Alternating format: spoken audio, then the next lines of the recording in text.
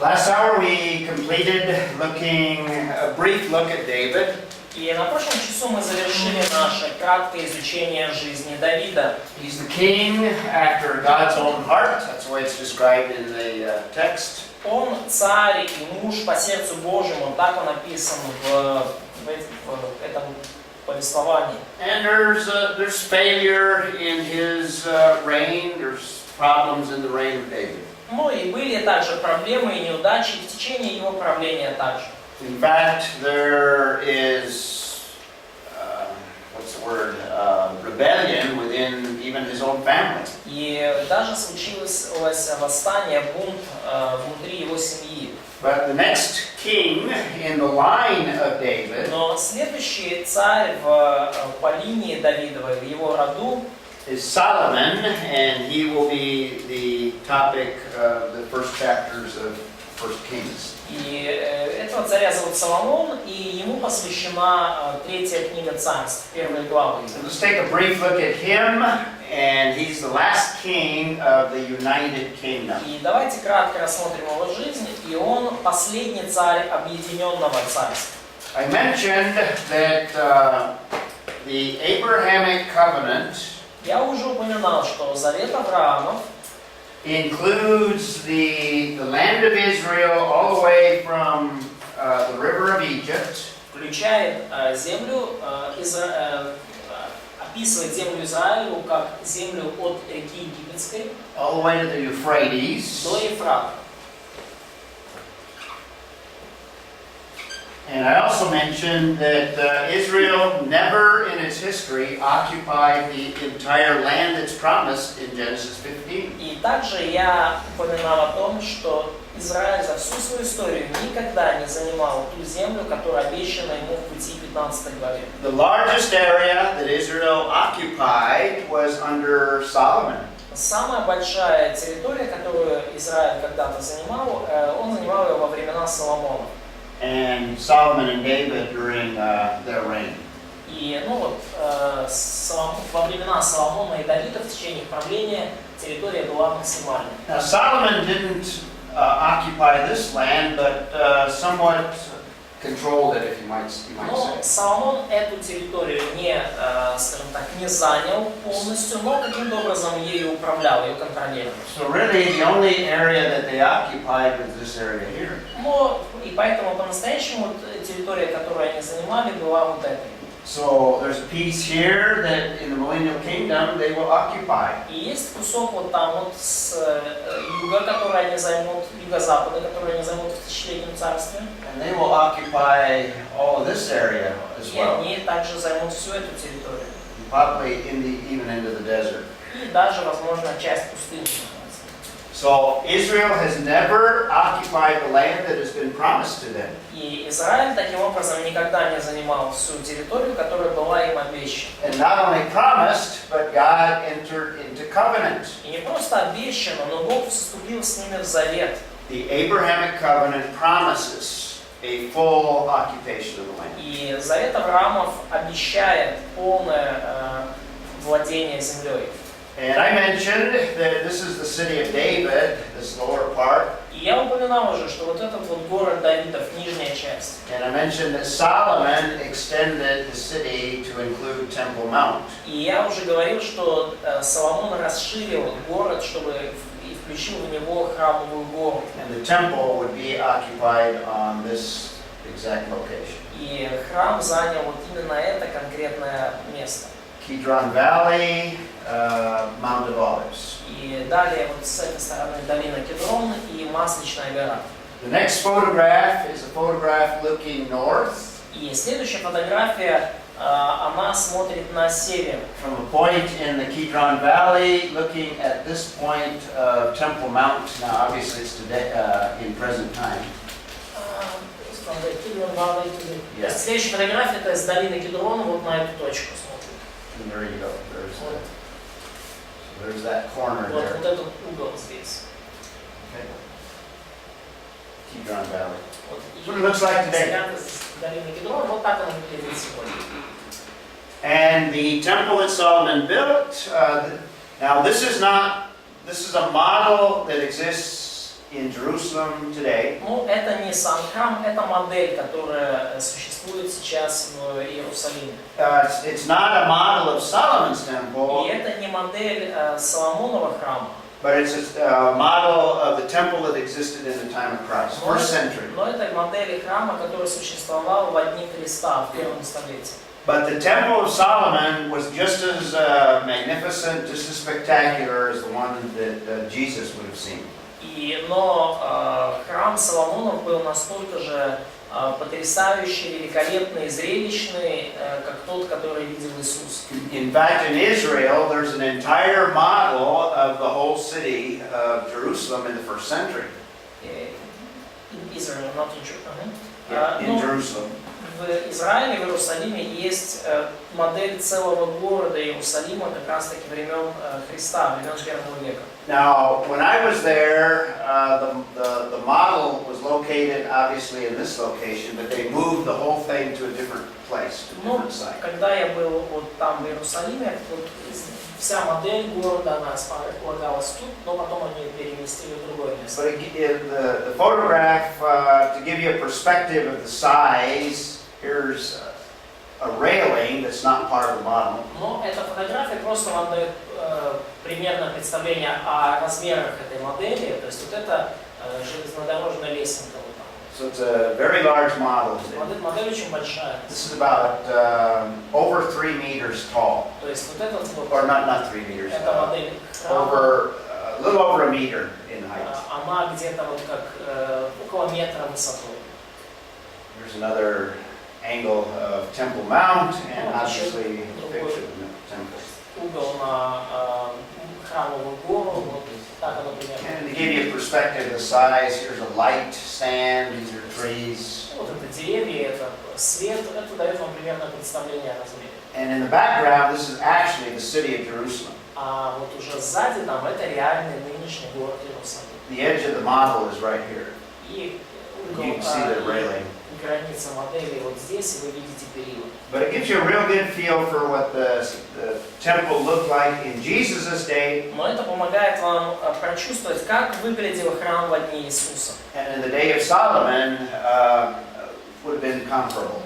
И примерно так же он выглядел и в дни Соломона. And the story of Solomon is mainly God establishing his residence in the city of Jerusalem. И история Соломона, по сути, ключевым событием является установление Божьей резиденции в Иерусалиме. Сергей, а храм, получается, был расположен как-то возле горы, когда, что большая высота была, когда дьявол Иисусу предлагал прыгнуть.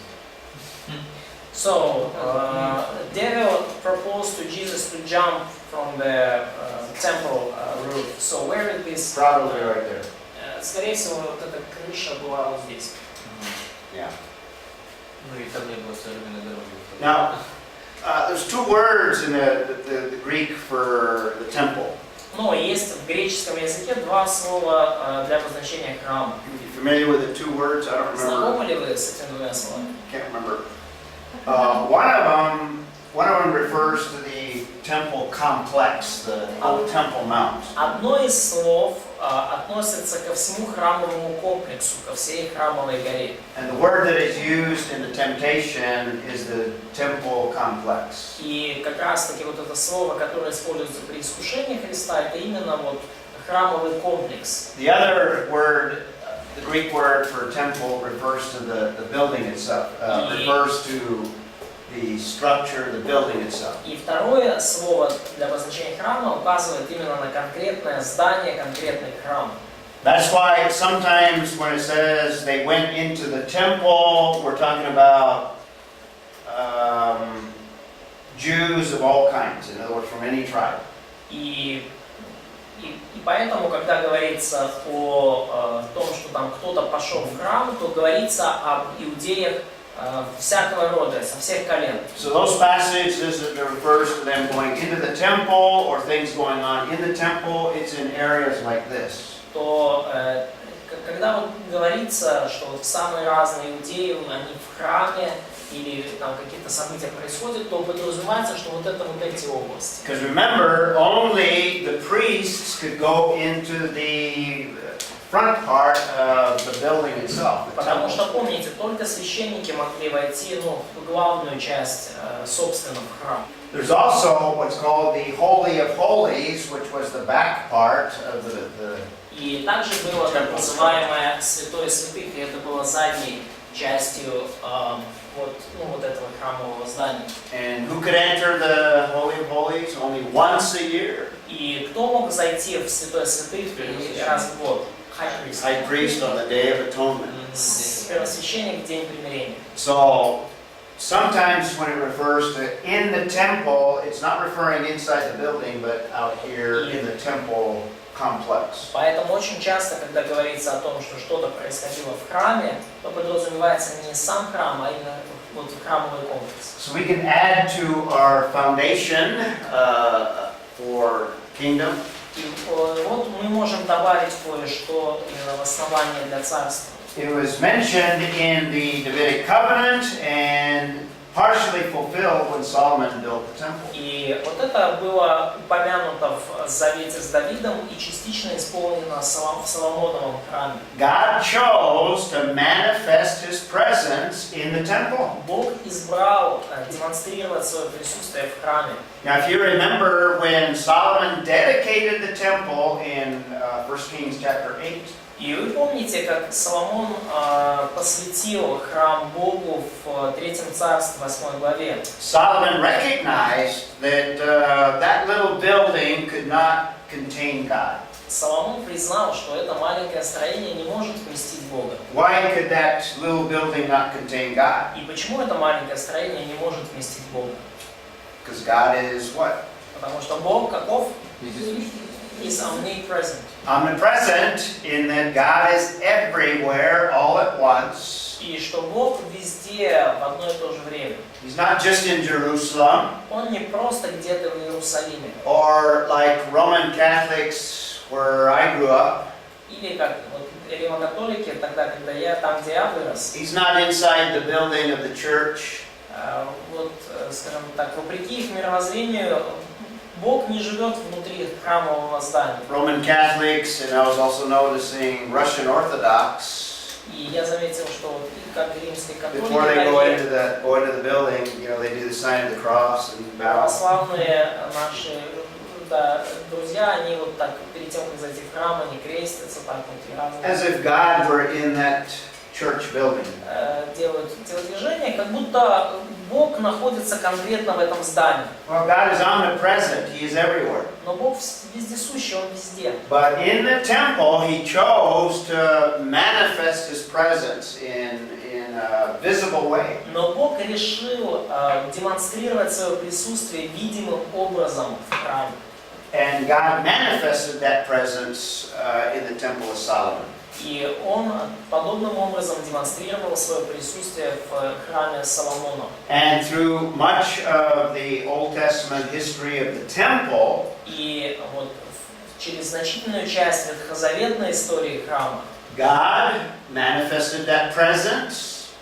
вот в течение значительной части ветхозаветной истории храма Бог показывал это свое присутствие Until the destruction of the kingdom, where the Shekinah glory left the kingdom. We'll talk about that. вплоть до разрушения царства, когда Шехина слава покинула храм. So this is an important aspect of the kingdom, И это важный аспект царства, the presence of God in the temple. присутствие Божие в храме.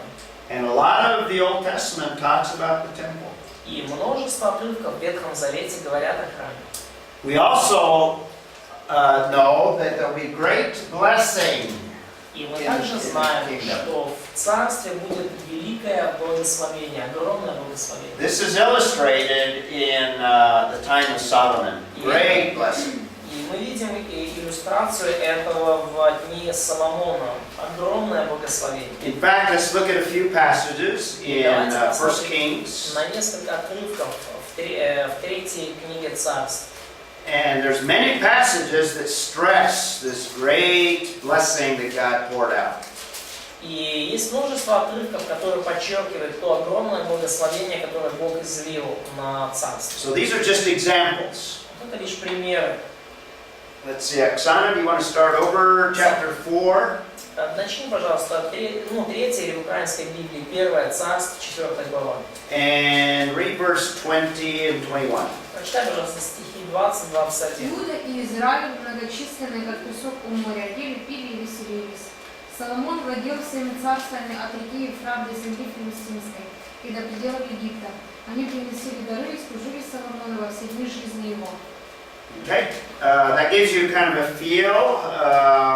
The people were numerous. И вы уже, это дает вам немножко почувствовать, да, бесчисленное количество людей. They're eating, they're drinking, there's a lot of rejoicing. Они едят, пьют и много веселятся. Great blessing. Великое благословение. And it gives us this large area that Solomon is ruling over. И также есть указание на значительную эту территорию, которой правил Соломон. Skip to chapter 10, same book. И давайте перейдем к 10 главе той же самой книги. Notice the economic blessing. Обратите внимание на экономическое благословение. And Gadia, do you want to read 10:14, start 14? Гарри, прочитай, пожалуйста, 10 главу, 14 стих. 14 through 16. Даже с 14 по 16 стих. І було багатого золота, що приходило для Соломона в одному році, 6 сотень, 66 талантів золота. Окрім того, що приходило від купців та сторгів виходячих, та від усіх царів Аравії та країнах намісників. І зробив цар Соломон 2 сотні великих щитів із кутого золота. 6 сотень шеклів золота йшло на одного щита. Okay, so lots of gold, economic blessing. Много золота, экономическое благословение. And the description goes on and makes more detail of the description all the way through verse 30, actually. И описание продолжается, и там еще больше деталей дается, вплоть до 30 стиха. Katya, read 23 through 24. Прочитай, пожалуйста, 23-24 стих. Царь Соломон превосходил всех царей земли богатством и мудростью. И все цари на земле искали видеть Соломона, чтобы послушать мудрости его, которую вложил Бог в сердце его. Okay, so it's not just material, but wisdom as well. И речь не только о материальном богатстве, но также и о мудрости. He became greater than all the kings of the earth. Соломон стал более величественен, чем любой царь на земле. This is an aspect of God's kingdom. God's going to bless as the children are obedient. И вот это вот аспект Божьего Царства. Бог благословляет своих детей, когда они Ему послушны.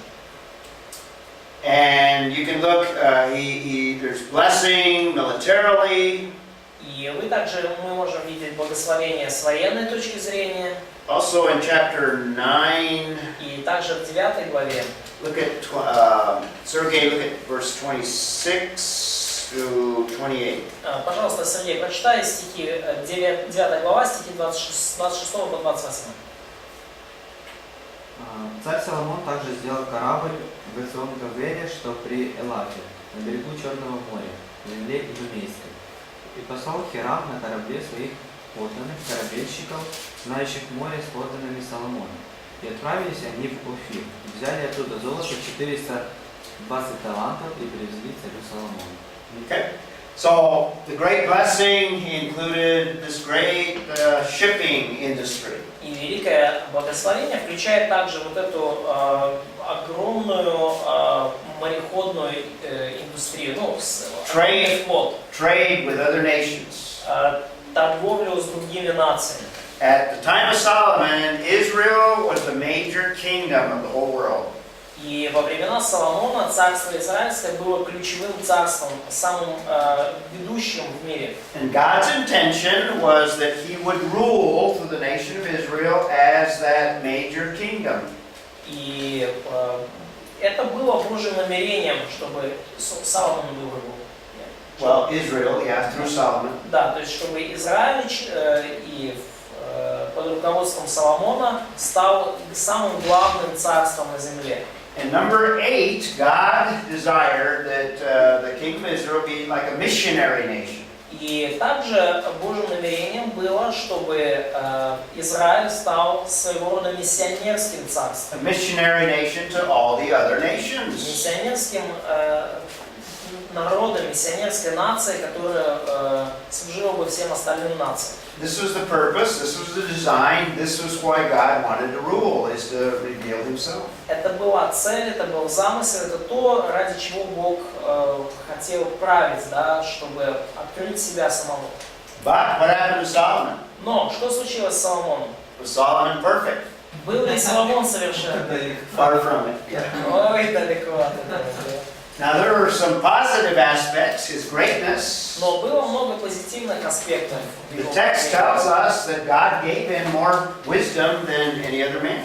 Его величие, и текст говорит, что Бог дал ему больше мудрости, чем любому другому человеку. And one of the highest points in his career was the building and dedication of the temple. И одним из наивысших моментов в его карьере стало освящение храма. And we were just looking at a few passages that indicate this golden era of the nation of Israel, this high point. И вот мы уже посмотрели на несколько отрывков, которые показывают, что в истории Израиля правление Соломона было золотым веком, наивысшей точкой. So Solomon was great, И потому Соломон был велик.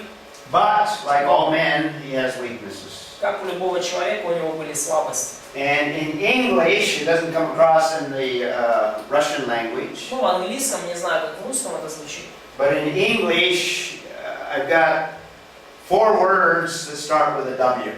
W, I don't know. И в английском есть такие 4 слова, все начинаются с буквы W. The first 2 are women and wine. Слова эти: женщины, women, да, вино. Too many wives, too many foreign gods from those wives. Слишком много у Соломона было жен, и слишком много всяких иноземных богов. Too much, Показывали эти жены. too much prosperity. That's what we represent by the wine that produced intoxication and excess. Много процветания, слишком много было благословений. Мы понимаем, что вино производит определенное помутнение и опьянение. So women and wine. И потому женщины, вино. In fact, the main problem was the false gods that these many foreign wives brought into the life of Solomon. Ну и, конечно, самой большой проблемой были вот все эти иноземные боги, которых жены Соломона притаскивали в его жизнь. Women, wine, wealth, and the world.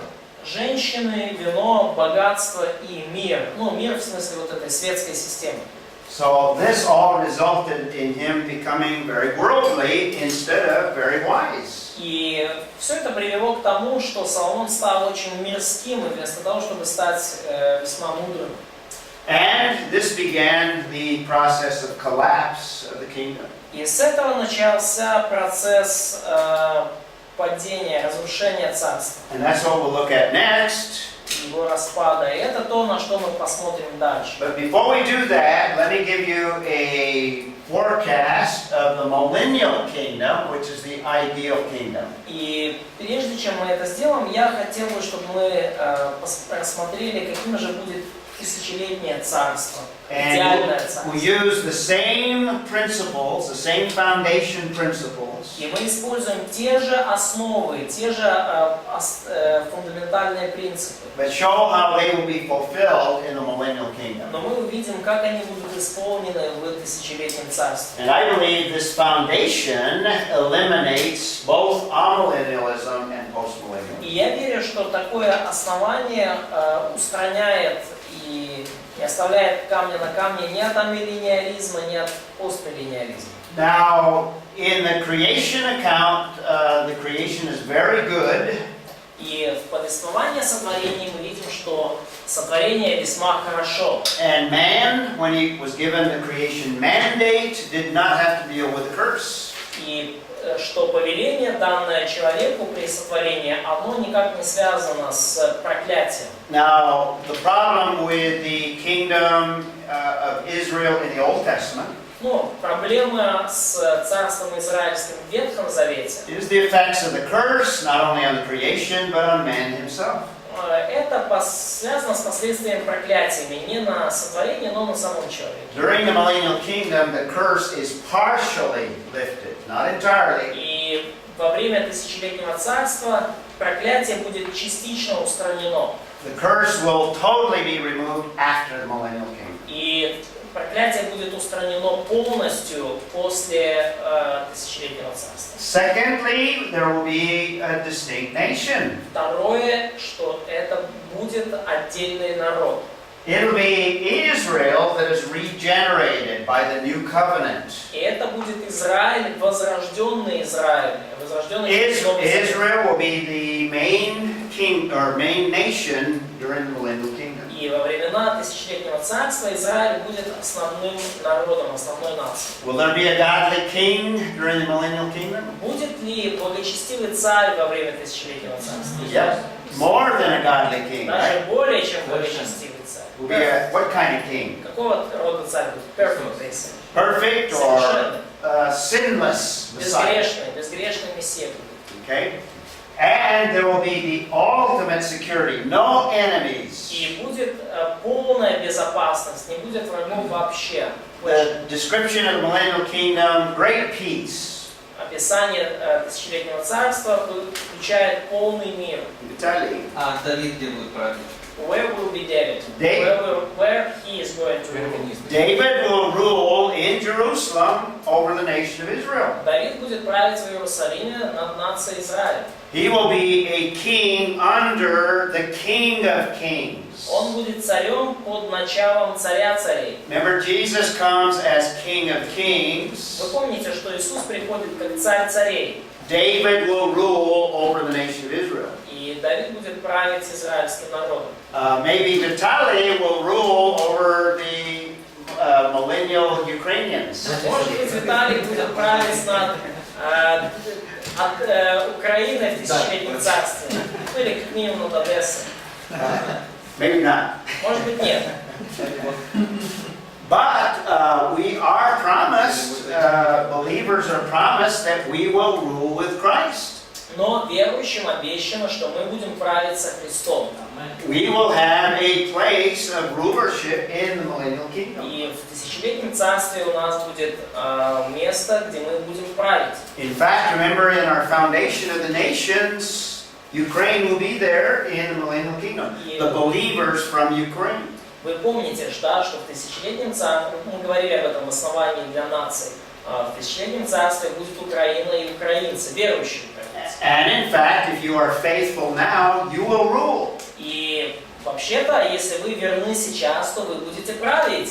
Okay, so there'll be security and peace because it's the Messiah that is ruling. И будет безопасность и мир, потому что Мессия будет на престоле. He will effect righteousness. Он будет править, и он принесет праведность. And this is what the Davidic covenant ultimately looks forward towards. И это вот то, на что указывает нам завет с Давидом. And it promises that David will rule.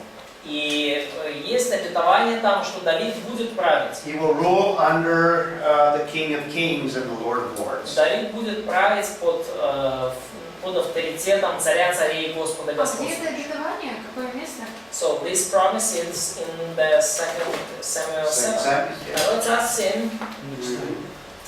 And what's number 6? Шестой пункт. Что там у нас? Темпл. A temple. Is there a temple in the millennial kingdom? Будет ли храм в тысячелетнем царстве? Yes. Да. Where do we have a description, a very detailed description of that Где у нас temple? есть очень и детальное описание этого храма в книге Иезекииль. King Vitaly mentions Ezekiel. Царь Виталий упомянул книгу In Иезекииль. fact, I think there are like 6 chapters that describe in great detail the millennial temple. И я думаю, что там порядка 6 глав описывают храм во время тысячелетнего What's царства. number 6? Какой шестой пункт, да? 6 is temple. Or no? Храм. Храм. Oh, 6 is temple. 7. Oh, here's 6 temple. Full worship. Total worship. Да, полное поклонение Богу. Yeah. In fact, there'll be a millennial temple. We just talked about. Будет, да, храм тысячелетнего царства. Number 7. И храм Иезекииля называется. 7 пункт. 7 пункт. Царь Северный, Что там? Благословение. Огромное Blessing. благословение Соломон. Great blessing. Вот это оно? Great blessing. Да, будет огромное благословение. How's the millennium described in Isaiah? Как тысячелетнее царство описано в книге Исаии? Great blessing.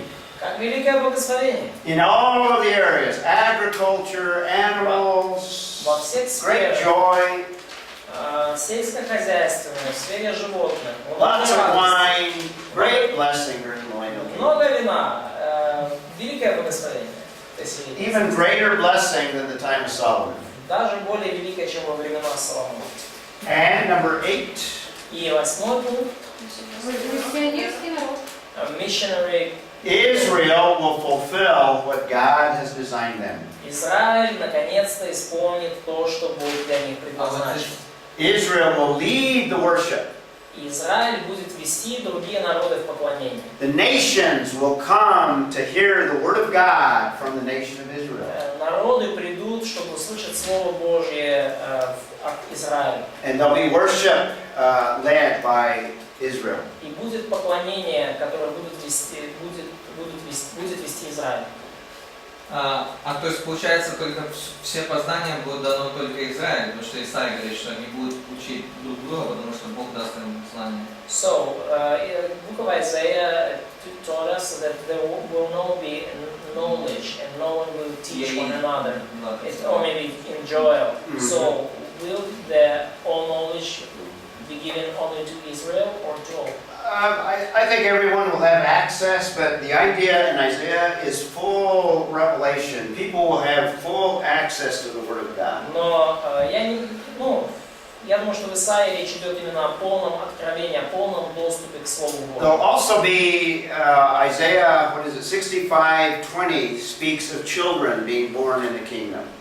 Но также Исаия 65:20 говорит о детях, которые родятся в этом So there'll царстве. be people that'll have to teach these young children and people that are raised in the millennial kingdom. И поэтому будут люди, которые будут учить вот этих детей, тех, кто вырастет уже в тысячелетнем царстве. In fact, that Isaiah 65:20 passage indicates that people will live long periods of time, like before the flood.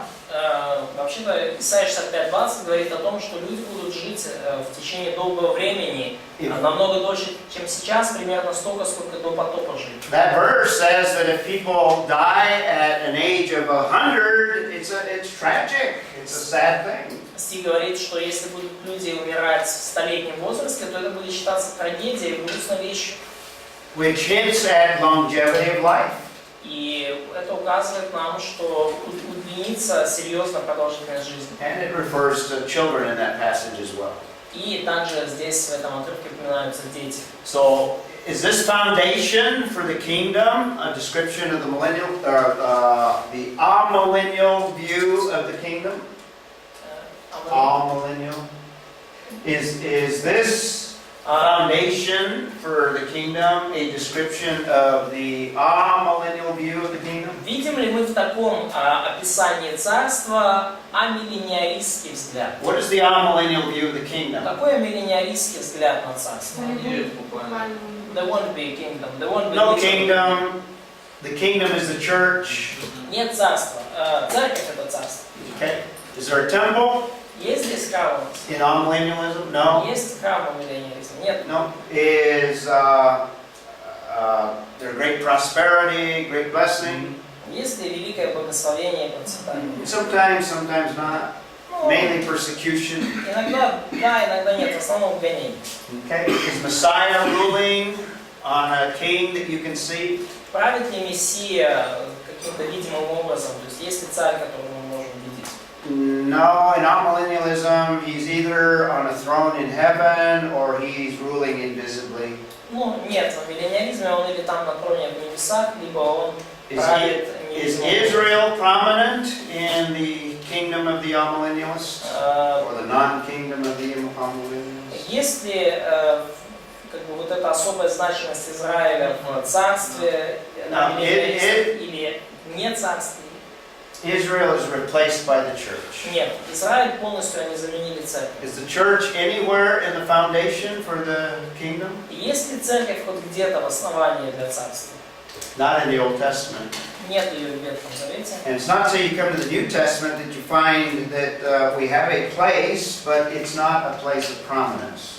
И даже уже в Новом Завете мы видим, что только в Новом Завете мы видим, что у нас будет место в тысячелетнем царстве, но это не будет особо значительное место. Not like the prominence of the nation of Israel. И наше место не будет настолько выдающимся, как место Израиля. Вопрос, а почему такой большой акцент на тысячелетнее царство, а не сразу на вечное? Акцент где? В Библии? Благословение, да. Или То, о чем мы говорим, всего этого. Why do we make so huge accent on millennial kingdom and not in the eternal kingdom? Well, it has its place, Ну, the eternal kingdom. вечное царство у него тоже свое место. I think amillennialism overstresses the ultimate kingdom. Но, как мне кажется, что амиллениалисты, они преувеличивают значение, конечного царства. And that ultimate kingdom, I think, takes place after world history. И я думаю, что вот это конечное, уже вечное царство, оно будет после мировой истории, после его завершения. Described, I believe, by Revelation 21 and 22. И оно описано, как я верю, в Откровении 21-22 главе. Revelation 20 refers, I think, to this millennial kingdom. А Откровение 20, как мне кажется, оно относится к тысячелетнему And царству. the emphasis there is that believers will rule during that period of И time. акцент там именно в том, что верующие будут править в течение этого периода времени. Okay, so we can close with an application on the portion of the kingdom or the events relating to the kingdom. Хорошо, мы можем завершить вот таким применением, которое касается царства. How you and I believe today as members of the church. То, как мы сейчас живем, будучи частью церкви, There's a lot of passages that tell us that'll determine where we will be in terms of the kingdom. и есть много отрывков на эту тему, которые показывают, что это определит наше положение в будущем мессианском царстве. If we are faithful today, we will rule with Christ during His messianic kingdom. И если мы верны сегодня, мы будем править с Христом в Его мессианском царстве. 1 Corinthians 3 says there's also the possibility of losing something. 1 Коринфянам 3 также говорит нам о возможности потерять кое-что. 1 Corinthians 3 is clear that we don't lose salvation, 1 Коринфянам 3 совершенно четко показывает, что мы не потеряем спасение, but theologically it seems that what we lose is perhaps opportunities during the millennial kingdom. но богословски кажется, что мы явно потеряем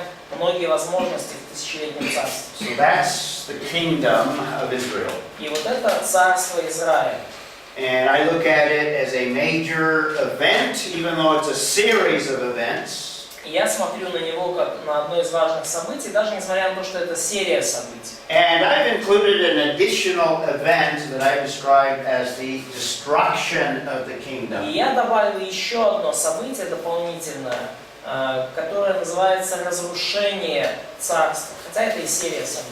Because one of the emphasis of the latter part of the book of Kings, including even first, but particularly second Kings, И эта история разрушения царства, это часть истории, описанной в части 3 и 4 книги царства. the kingdom that God established at its high point under Solomon Царство, которое Бог установил, достигло наивысшей точки при Соломоне. begins to degenerate and eventually is destroyed. И оно начало, тем не менее, разлагаться, распадаться, и в итоге было полностью уничтожено. And Israel goes into captivity. И Израиль попал в плен. They never again established the kingdom. И с того времени больше никогда они уже не устанавливали царство. Even though they returned to the land. Даже несмотря на то, что вернулись они в So землю, there's a lot that we need to talk about concerning the destruction of the kingdom. есть много о чем нам стоит поговорить касательно разрушения царства. So let's talk about it. И давайте поговорим об этом. And what underlies this is the discipline of the Lord. What God is doing is disciplining Israel. Какое качество Бога мы видим во всем этом событии? Это божественная дисциплина. То, как Бог дисциплинировал Израиль. He's not abandoning Israel. Бог не отверг Израиль. He will not abandon them because of what? И Он никогда их не отвергнет. Почему? Завет. Davidic covenant, or the Abrahamic covenant. Авраамов завет. He's not going to reject them. Бог не отвергнет их. And it's made more specific in the Davidic covenant. И еще более конкретно об этом говорится в Давидовом завете. So they will remain as a people, and there's a people today in the land of Israel that are Jewish. Они уцелеют как народ, и в наши дни народ Израилевый живет в земле израильской. But God is going to discipline them. Но Бог все равно, Он подвергнет их наказанию и дисциплине. And 2 Samuel 7 is part of the passage that indicates this. И 2 Царств 7 глава – это вот часть отрывка, указывающая нам на это. And it says, I will be a father to him, and he'll be a son to me. When he commits iniquity, I will correct or discipline him with И a rod of men. 2 Царств 7:14 указывает нам на это. «Я буду ему отцом, он будет мне сыном, и если он согрешит, я накажу его жезлом мужей и ударами сынов человеческих». Notice the rod of men. И обратите внимание, да, жезлом мужей Notice the strokes of the sons of men. и удары сынов человеческих. What was one of the principles that we developed dealing with the nations? Каков один из принципов, который мы выработали, говоря о нации? Davidic covenant refers to that. И вот Давидов завет указывает на него. What did we say? One of Что the мы things, говорим? one of the Один из purposes of принципов касательно нации. one of the things the Lord uses the nations for. Одна из целей, для которых народ использует нацию. Discipline for Israel. Yeah, He uses the nation to discipline Israel. Да, Бог использует разные народы, чтобы дисциплинировать Израиль. In the book of Hebrews in the New Testament, the central passage on God's discipline, Hebrews 12:6. И в книге Евреям в Новом Завете есть ключевой отрывок касательно божественной дисциплины. Евреям 12:6. For those whom the Lord loves, He disciplines. Ибо Господь, кого любит, того наказывает. Okay? And He loves the nation of Israel. He created the nation of Israel. И Бог любит нацию Израиль, Он ее создал. And whom he scourges every son whom He receives. И сказано, что Бог бьет же всякого сына, которого принимает. So that underlies this period of time. И вот это вот такое, то, что проходит красной нитью через всю вот эту вот историю. We've seen the creation, the fall, Мы видим сотворение, падение, flood, scattering, потоп, рассеяние, Abraham, Авраама, Exodus, исход, law, закон, conquest, завоевание, kingdom, царство destruction of the kingdom. и разрушение царства. So we have 10, 1, 2, 3, 4, 5, То 6, есть у нас 10, 10 and then we have one more after that. событий, и потом будет еще. If you can remember these, you have a picture of world history, И если вы запомните это, то у вас будет полная картина мировой истории. and also you have an idea of the overall plan of God. И также у вас будет представление о глобальном всеобщем плане Бога. The overall plan of God is to rule on earth in His kingdom. Глобальный план Бога править на земле в своем царстве. And the kingdom that we talked about, now we're going to look at how it unravels and eventually is destroyed. И на царство мы уже взглянули, на то, которое было, и теперь посмотрим, как же оно ослабело и разрушилось. So we talked about the united kingdom И мы говорили о объединенном царстве under David and Solomon. под властью Давида и Соломона. After Solomon, now that kingdom is divided. И после Соломона царство разделилось. And we have from 1 Kings chapter 12 to the end of 2 Kings. И с 3 царств 12 главы, Or actually it's chapter 17. до 17 главы 4 царства мы видим разделившееся царство. And something's going to happen in chapter 18 that we'll look at. И кое-что случилось в 18 главе 4 царства, что мы посмотрим. So the first implication that we have of the destruction of the kingdom, И первый вывод, который мы можем сделать из разрушения царства, and we've seen it, and we'll see it more as we look at some more и passages. мы это уже видели и увидим больше, когда рассмотрим другие отрывки. We have the weakness of human kings. Мы видим слабость земных царей. А вот разрушение или разделение, может быть? So, should we say destruction or division of kingdom? Destruction. Разрушение. То есть The division is just the first phase of the ultimate destruction. разделение всего лишь первая фаза разрушения, которая в конце концов случилась. The kingdom is going to be totally destroyed in the exile. Перед изгнанием в Вавилон царство было полностью уничтожено. And there will be no kingdom of Israel until when? И не будет больше царства израильского до какого времени? Before Millennial Kingdom. No, there's no kingdom until Messiah returns. Ну, до возвращения Мессии. Now Messiah offered the kingdom to Israel, Но Мессия предложил Израилю царство. but they rejected him, and therefore the kingdom is postponed. Но они отвергли его, и потому царство будет отложено. So the kingdom was totally destroyed during the Babylonian captivity. И царство было полностью уничтожено во время Вавилонского плена. Ну и перед ним. So the division of the kingdom is just the beginning of the unraveling of the kingdom. И разделение царства – это лишь первая точка его распада. So let's take a look at the next generation after Solomon. И давайте посмотрим на следующее поколение после Соломона. And let's look at chapter 11 of 1 Kings. И давайте посмотрим на 11 главу 3 царства. I hesitate to say 1 Kings every time because it's third. I'm not sure what the Yeah, that's translation fine. is. That's Is it fine. okay? All right. Just Okay, you understand, so I you can understand. translate it. Right.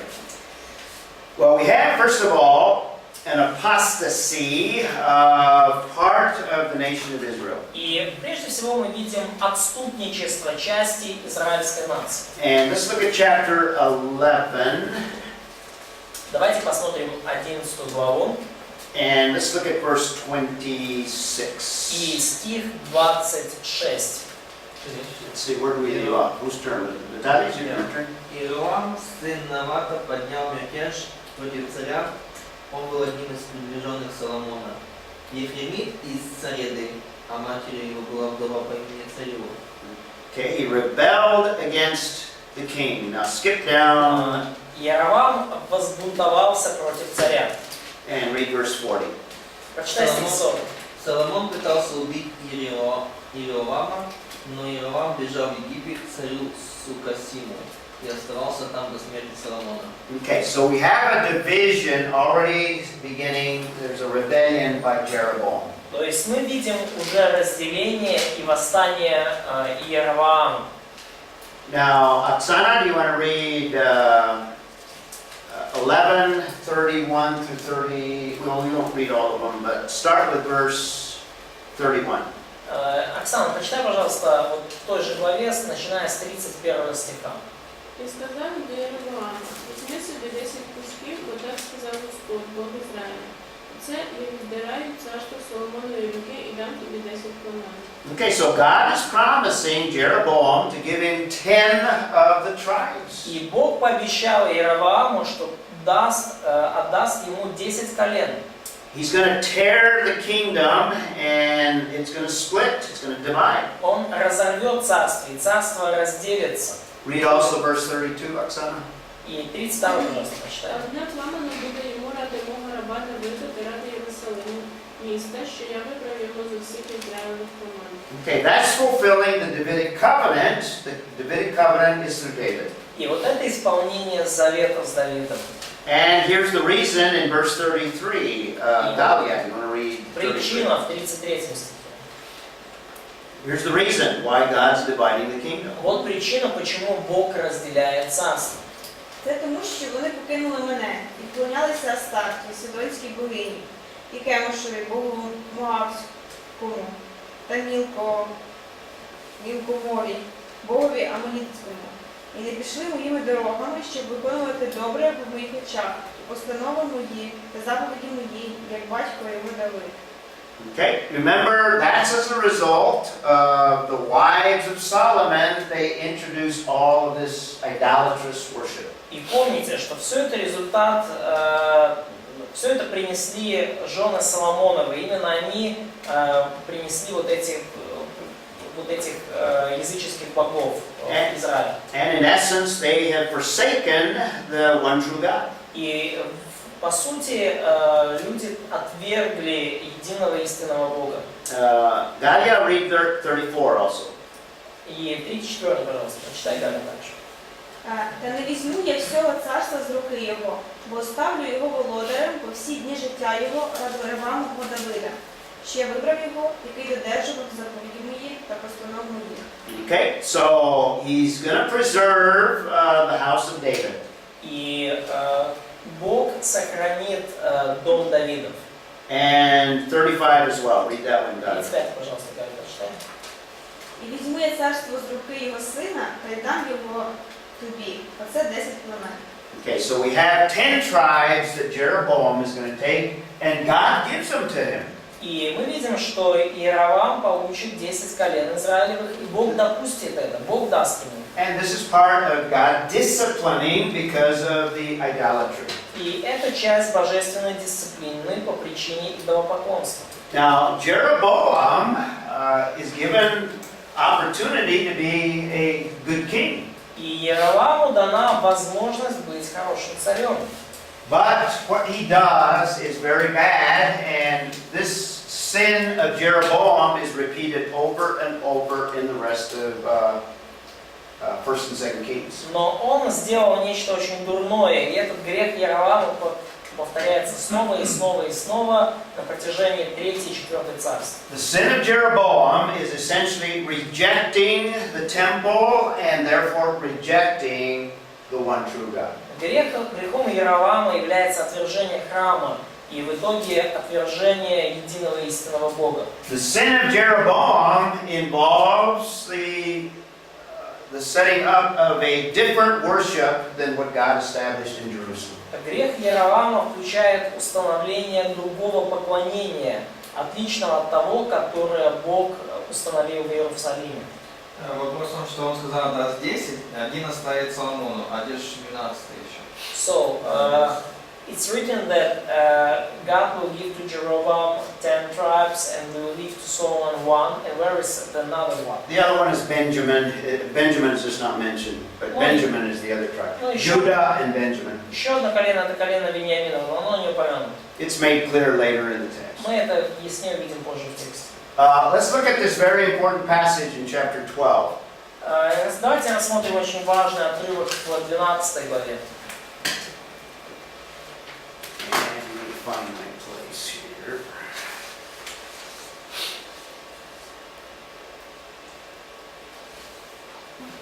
And let's start reading 12:25. И Katya? давайте прочитаем 25 стих. И обстроил Иеровоам Сихем на горе Ефремовой и поселился в нем. Оттуда пошел и построил Пеною. Okay, so he's living there. Keep reading Дальше. read through 27. Дочитай до 27 включительно. И говорил Иеровоам в сердце своем: царство может опять перейти к дому Давидову, если народ сей будет ходить в Иерусалим для жертвоприношения в доме Господнем, то сердце народа его обратится к государю своему, к Равааму, царю иудейскому, и убьют они меня, и возвратятся к Равааму, царю иудейскому. Okay, now Rehoboam is the son of Solomon that reigns over Judah and Benjamin. И Раваам это сын Соломона, который правил над Иудой и Вениаминовым коленом. So what is Jeroboam setting up? What is the fear of Jeroboam? Итак, в чем страх Иеровоама? Смерть. He's afraid that the 10 tribes will go back to Judah. Но он боится, что 10 колен вернутся назад в Иуду. back to the house of David. вернуться назад к дому Давидову. He'll lose his kingdom. И что он потеряет свое царство. So he doesn't want them to go back to worship in Jerusalem, so he's going to establish his own places of worship. И он не хочет, чтобы они возвращались назад поклоняться в Иерусалим. И поэтому он устанавливает собственное место поклонения. And what he's essentially doing is rejecting the temple of Jerusalem, И что он по сути делает? Он отвергает Иерусалимский храм. and therefore rejecting the God who established that place of worship. И отвергает по сути Бога, который установил это место поклонения. And by the way, he sets up his capital in the city of Samaria. И, кстати, он свою столицу устанавливает в самаритянском городе. Now, in this context, when it refers to Samaria, it's referring to the city. И в данном контексте, когда говорится о Самарии, то говорится о городе. That's different from in the New Testament in the life of Christ. When we talk about Samaria, it's not the city, but it's the region, geographical region. И, когда уже, отличие в том, что когда во времена Христа мы говорим о Самарии, то подразумевается уже целый регион. And here's Samaria. И вот город Самарии. He's going to set up a worship at Bethel. И Иеровам установит вот это поклонение в городе Вифиль. Now, this is cutting off, but Jerusalem is just south of Здесь немножко Bethel. срезано, но Иерусалим немножко ниже Вифиля. So he is setting up a worship place as far south in the kingdom, so people don't, his kingdom, so they don't go to Jerusalem. И поэтому Иеровам установил вот эти места поклонения на юге своего царства, чтобы люди не ходили в Иерусалим. And he's going to set up another worship up in the area of Dan, up in the И north. еще одно место поклонения он установил на самом севере своего царства. And what he's establishing is a different or false religious system. И что он по сути учредил, это другая ложная религиозная система. That's the sin of Jeroboam. Вот это грех Иеровама. And in fact, throughout the rest, as I've said, here are references to the sin of Jeroboam, which is the practice of a false worship. И далее через всю книгу мы видим вот это упоминание греха Иеровама. Это установление, это ложное поклонение.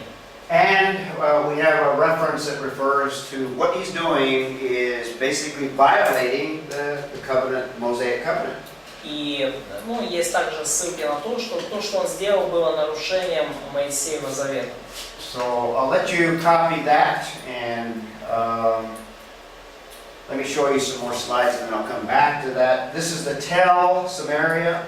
Это вот гора самарийская. Again, that's the city. Вот это вот, по сути, это город, да? And there's a lot of remains that archaeologists have uncovered. И множество там всяких находок, которые нашли археологи. This would be Iron Age. This is the period of the kings. Вот это период Железного века, период царств. And there's even things there that go into the Roman period, the Greek and Roman period. Есть также здесь определенные вещи, которые уже относятся к греко-римскому периоду. Here's a theater. You can't see much of it, И but вот that's a здесь мы theater. видим такой амфитеатр, то есть немного от него осталось, но мы видим эти лестницы характерные. This theater, this is a tower. Вот это башня.